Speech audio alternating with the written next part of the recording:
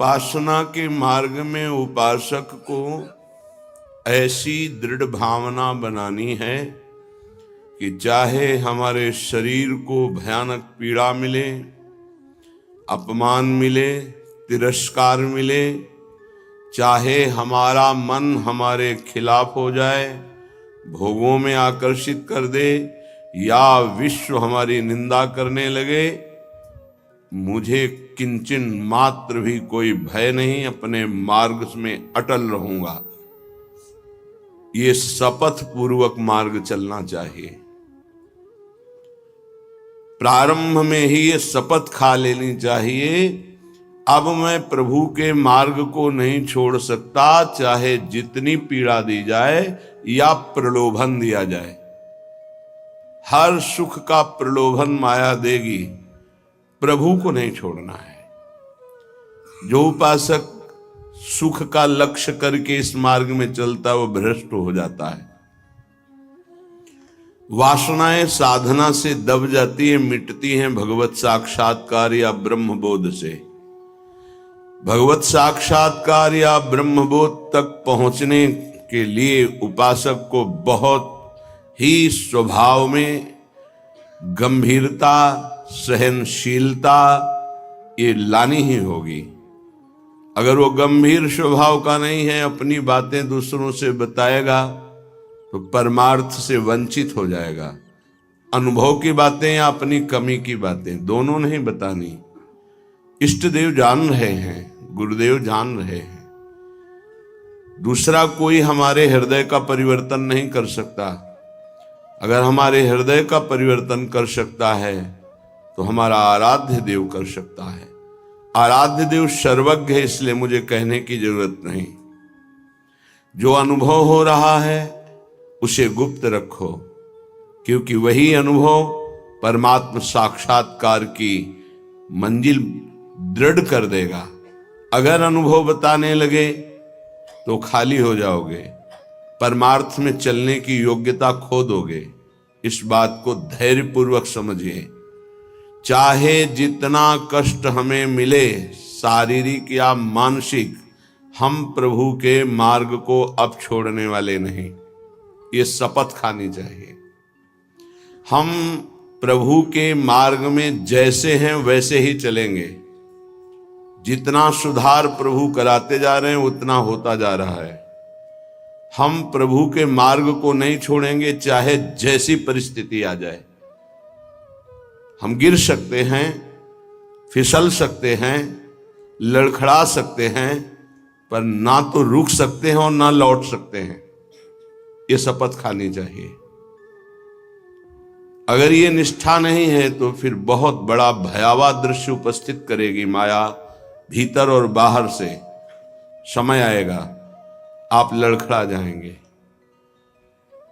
आपको प्रलोभन ऐसा मिलेगा कि आप इसे छोड़ करके माया में रमण करें। प्रलोभन में बहुत मिठास नजर आती, पर होता बहुत जहर है। सकामता उत्पन्न होते ही जो जलन होती है वो सकामी पुरुष नहीं जानते, वो भगवत मार्ग के पथिक जानते हैं कि कामना कितना बड़ा जहर है और कैसे जलाती है रात दिन। इसलिए उपासक को निष्कामता पर ही अपनी स्थिति स्थापित करनी चाहिए। सकामता को तत्काल काटना चाहिए। अगर सकामता रही तो 20 वर्ष साधन करने के बाद भी वो भ्रष्ट हो जाएगा। इस शब्द को बहुत सूक्ष्मता से अनुभवपूर्वक बोल रहे हैं। छोटी सी दबी हुई वासना 20 वर्ष साधन करने के बाद भी वो अपना प्रबल रूप धारण कर लेगी और साधक को गिरा देगी। ढूंढ ढूंढ कर अंदर की वासनाओं को नाम जप के द्वारा भस्म किया जाता है। भजन के बल से उनका हृदय से पूर्ण अनादर करना होता है। अनादर ही उनका नाश है, आदर करना ही अपना नाश है। बस ये ध्यान रखना है। सकामता ही हमारा पतन है, निष्कामता ही हमारी स्थिति है। धैर्यपूर्वक सहन करना ही यात्रा है। सहन न कर पाना, टूट गए या प्रलोभन में आ गए तो इस मार्ग से गिर जाएंगे। देखो श्रीपाद प्रबोधानंद जी महाराज कैसी निष्ठा का वर्णन करते हैं, धाम की निष्ठा।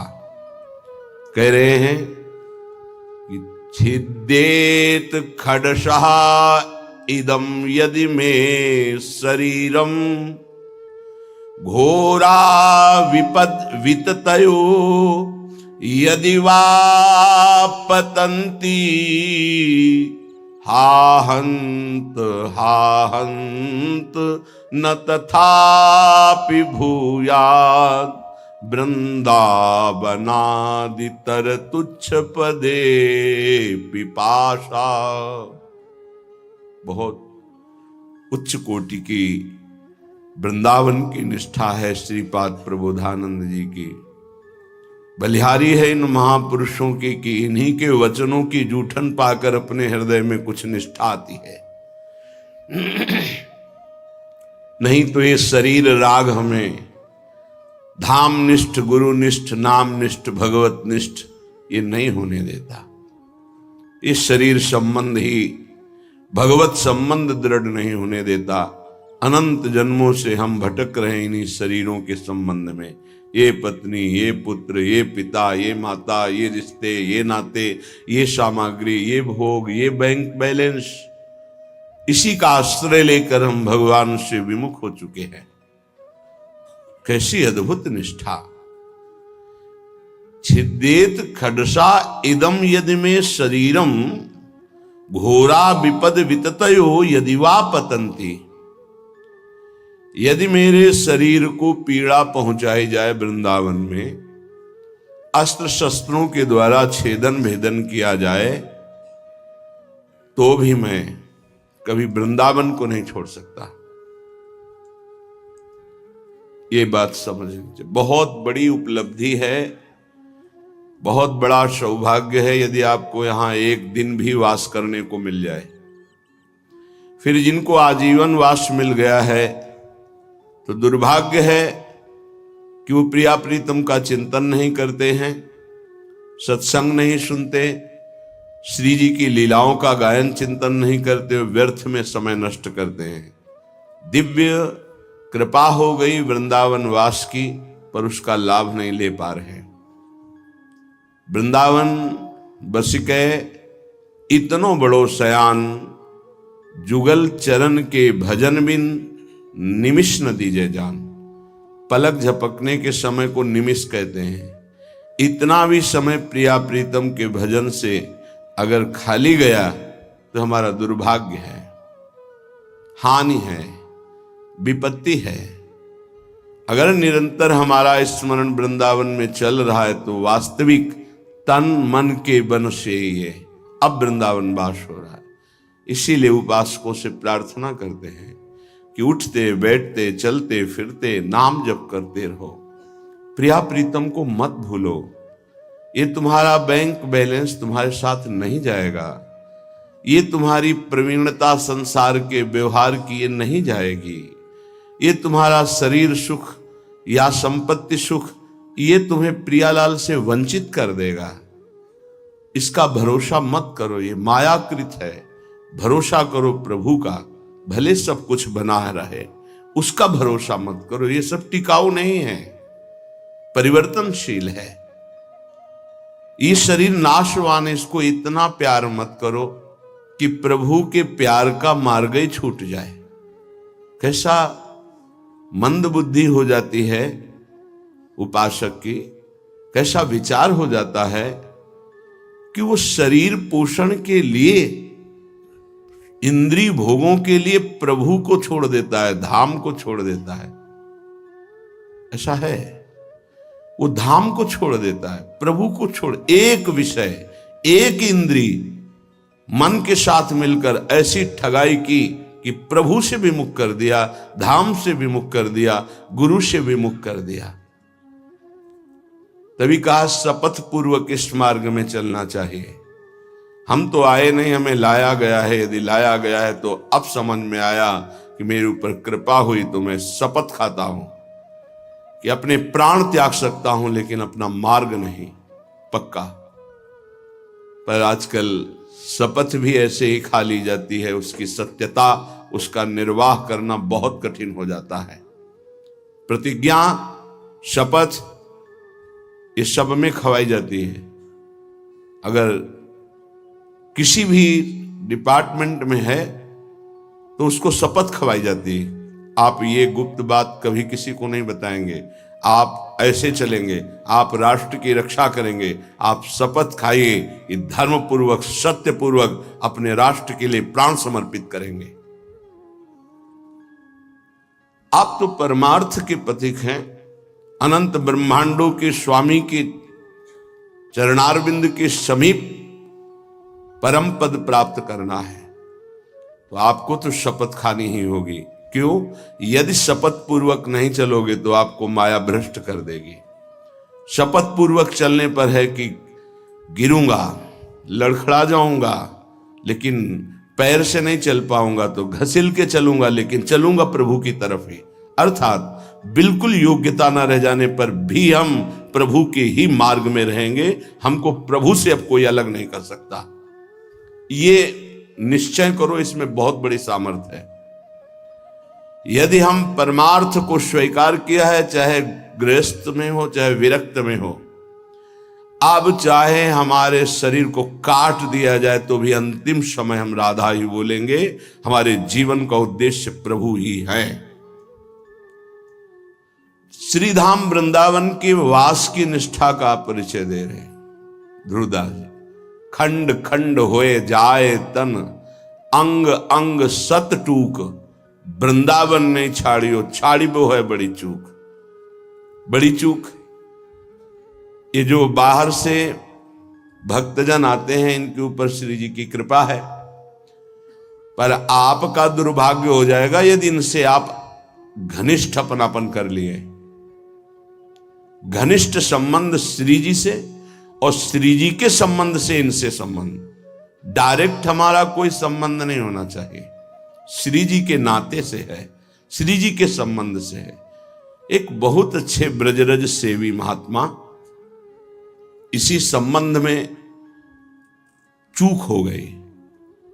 कुछ लोग बाहर से आए, ऐसा कभी किसी को नहीं करना चाहिए। बाहर से आने वालों को, उनके 500 शुगर थी, बहुत अच्छे ब्रजरज सेवी और सरल स्वभाव संतों का हो जाता है, क्योंकि हमारी स्वामिनी का स्वभाव है अत्यंत दयालु, करुणामय, सहज, सरल। किन्हीं किन्हीं संतों का बाहरी स्वभाव नारियल की तरह होता है। नारियल ऊपर से कठोर होता है, वो अंदर से देखो तो बहुत मिठास वाली गिरी होगी, उसमें मीठा जल होगा, पर बाहर से कठोर रहता है, नीरस रहता है। ये स्वभाव होना ही चाहिए। निर्विकार परम पद की प्राप्ति के लिए हर साधक का स्वभाव इस नारियल की तरह होना चाहिए। बाहर से नीरस, जटिल, कठोर, अंदर से सुकोमल। अगर बाहर से सुकोमल हो गए तो मारे जाओगे, इस मार्ग में मारे जाओगे। बाहर से रुद्र दृष्टि, हृदय ममता शून्य, हृदय ममता, निर्ममो निरहंकारा सम दुखा सुखा क्षमी, श्री भगवान का आदेश है। निर्ममो निरहंकारा। यदि परम पद की तरफ कदम बढ़ा रहे हो तो सोच लो तुम्हारा मार्ग क्या है। निर्ममो निरहंकारा, किसी से कोई ममता नहीं। वो आए और प्रार्थना की कि आपकी 500 शुगर है, ये किडनी फेल कर सकती है, ये दिल फेल कर सकती है, लीवर फेल। अच्छा, हमारे यहाँ बहुत डॉक्टर बढ़िया हैं, ले चलते हैं, 10-15 दिन सेवा करेंगे, आप स्वस्थ हो जाएंगे, फिर आ जाइए, दवा बन जाएगी, चलती रहेगी। उन्होंने स्वीकृति दे दी, वो नहीं वापस आए, वही शरीर पूरा हो गया। आप लोग बाहर से आते हैं वृंदावन लाभ लेने के लिए, अगर आपको श्रद्धा है और कोई संत बीमार है तो यहीं उसकी व्यवस्था कीजिए, उसको बंबई, कलकत्ता, दिल्ली ले जाने की कोशिश मत कीजिए। उसने अपने जीवन को श्रीधाम की रज में दिया है। कष्ट से पीड़ित होने के कारण, प्रबल निष्ठा ना होने के कारण हो सकता है वो हामी भर दे, तो आपको नहीं ले जाना है। वो कहे भी तो नहीं ले जाना है, नहीं महाराज हम यही व्यवस्था करेंगे आपकी, तब तो आपकी सेवा मानी गई। आप उनको धाम छोड़वा दिए तो कौन सी अमरौती पिला देंगे आप? क्या मृत्यु पर विजय आप दिला सकते हैं क्या? श्रीधाम वृंदावन दिला देगा। हां ये है कि रजोपसेवी प्रियालाल के चरणारविंद के कहीं भी शरीर छूड़े, वो तो प्रिया प्रीतम में स्थित है, पर वो लाभ जो हम लोग याचना करते हैं कि जय श्री भट्ट धूल धूसर तन यह आशा और धार, कुछ विशेषता है, पक्का मानिया इस रज में शरीर छोड़ने की कुछ विशेषता है। मान लोगे तो जान जाओगे। तभी कह रहे खंड खंड होए जाए तन, अंग अंग सत टूक, वृंदावन नहीं छाड़ियो छाड़ी वो है बड़ी चूक। यहां कह रहे हैं छिद्देत खडसा इदम यदि में शरीरम घोरा विपद विततयो यदि वा पतंती। यदि धार वाले अस्त्र से भी मेरा शरीर काटा जाए तो मैं वृंदावन का कभी त्याग नहीं कर सकता कि भाई वृंदावन में तो बहुत दुख मिल रहा है, अब तो चलते हैं यहां से। शपथ पूर्वक इसीलिए कहा है कि अगर शपथ पूर्वक नहीं रहोगे तो बड़ी विचित्र दशा है। हमारा धाम और धामी श्यामा श्याम बड़े कृपालु हैं, यदि आप जाना चाहते हो वो रोकेंगे नहीं, और नहीं जाना चाहते हो तो कभी जाना नहीं पड़ेगा, किसी भी कार्य के लिए नहीं जाना पड़ेगा। ये अपने अनुभव की बात कह रहा हूं, किसी भी कार्य के लिए नहीं जाना। और आपने निश्चय किया है कि बाहर जाकर ही हमारा काम चलेगा, तो पक्का बिना बाहर जाए आपका काम ही नहीं चल सकता। और आपने निश्चय किया है कि श्रीधाम वृंदावन नहीं छोड़ूंगा चाहे मर जाऊं, तो हर व्यवस्था जो तुम बाहर से नहीं कर सकते घर बैठे हो जाएगी, क्योंकि स्वामी जी के चरणों में स्वयं अनंत लोकों की सिद्धियां लुटती रहती है। विश्वास, धैर्य, सहनशीलता ये चाहिए इस मार्ग में। अगर सहनशील नहीं हो, विश्वास नहीं है, तो फिर आप टूट जाओगे। कितना कष्ट सहूं। आपको विश्वास दिलाते हैं इस स्थान का विशेष प्रभाव है धाम का, कि यहां विशेष कष्ट प्रभावित नहीं कर पाता। कलह कलेश न व्यापह ईठा इठौर विश्व ते न्यारी। यहां कष्ट भी आएगा तो बहुत सीमित रूप रखकर आएगा, वही बाहर जब आपके ऊपर प्रभाव डालेगा तो बड़ा भारी दुख होगा। प्रारब्ध भी आएगा तो शासित होकर आएगा प्रियाजू से, वो स्वतंत्र रूप से आक्रमण नहीं कर पाएगा, बाहर स्वतंत्र रूप से आक्रमण कर देगा।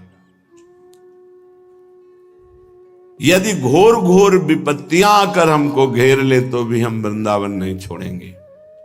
ये शपथ पूर्वक रहना चाहिए। घोर विपद विततयो यदि वा पतंती, घोर विपत्ति आ जाए तो भी मैं अपनी निष्ठा से नहीं गिरूंगा।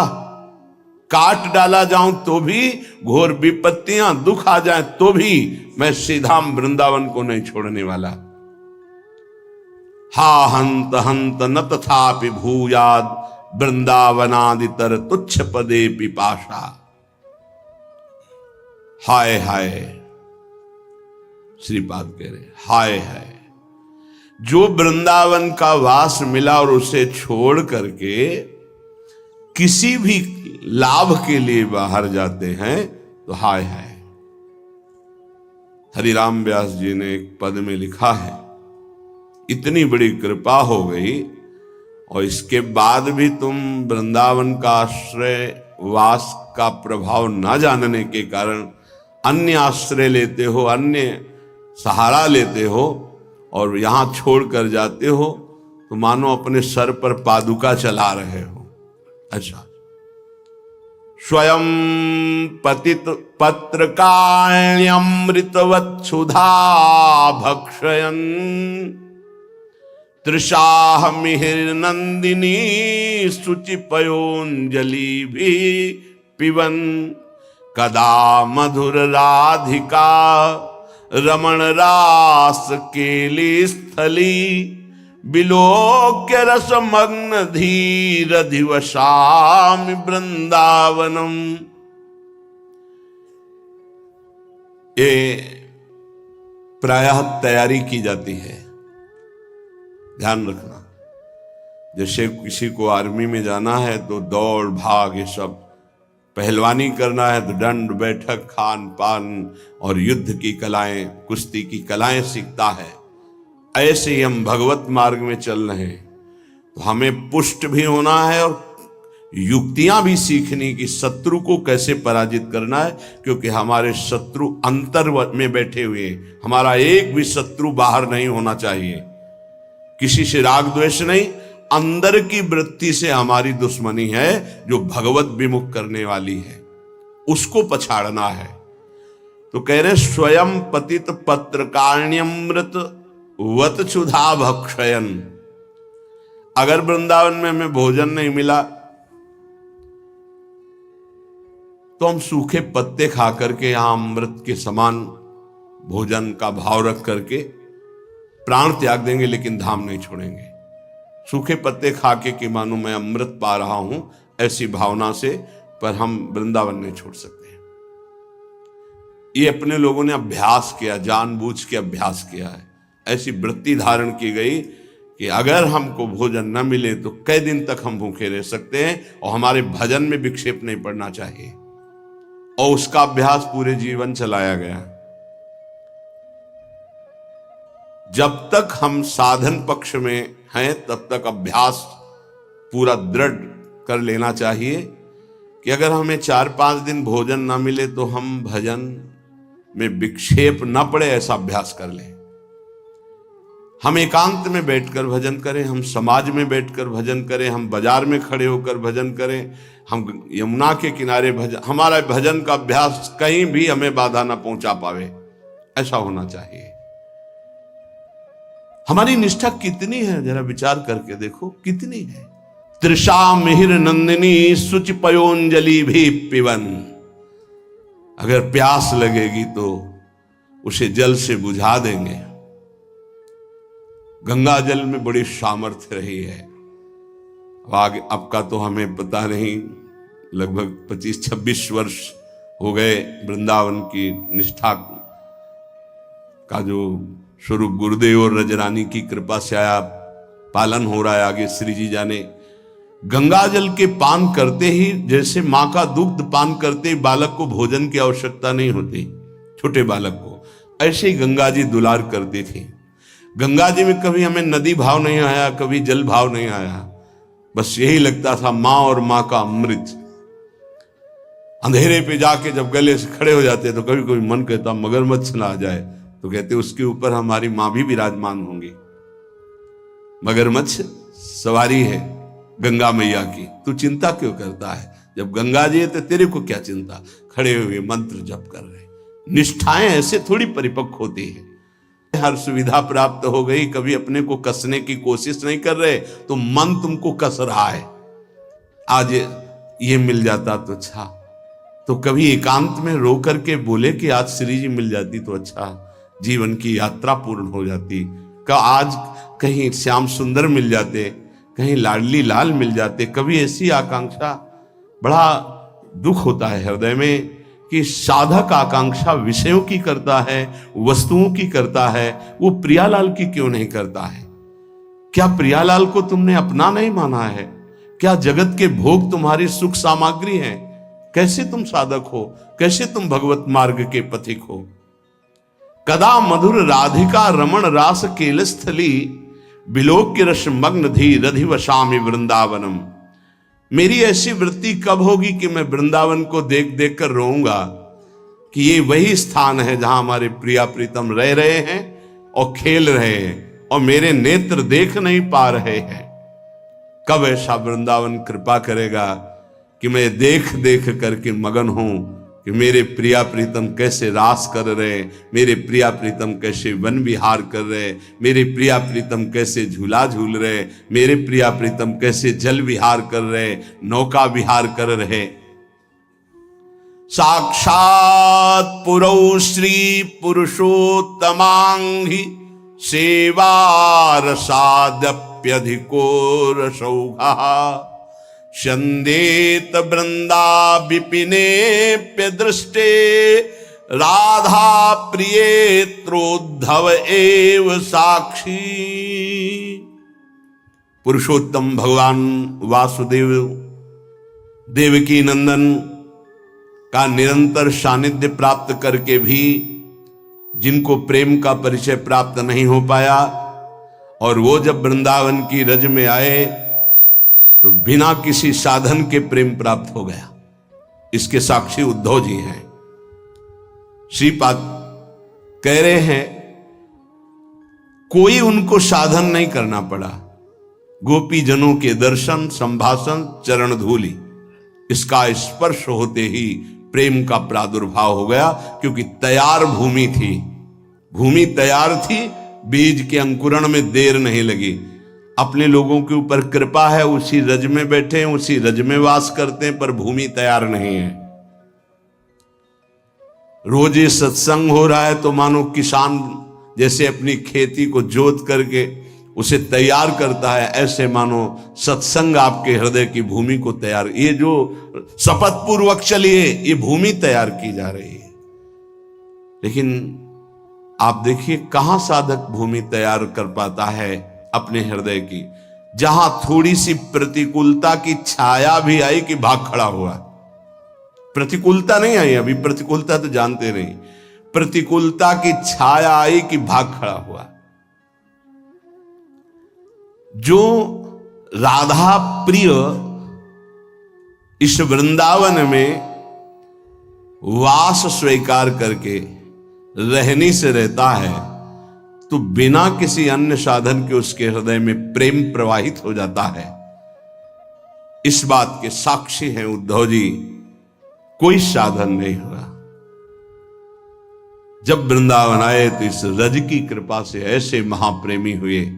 भगवान की कृपा से आज भी गिरिराज जी की तलहटी में वो अव्यक्त रूप से विराजमान रहते, कभी तलहटी नहीं छोड़ते।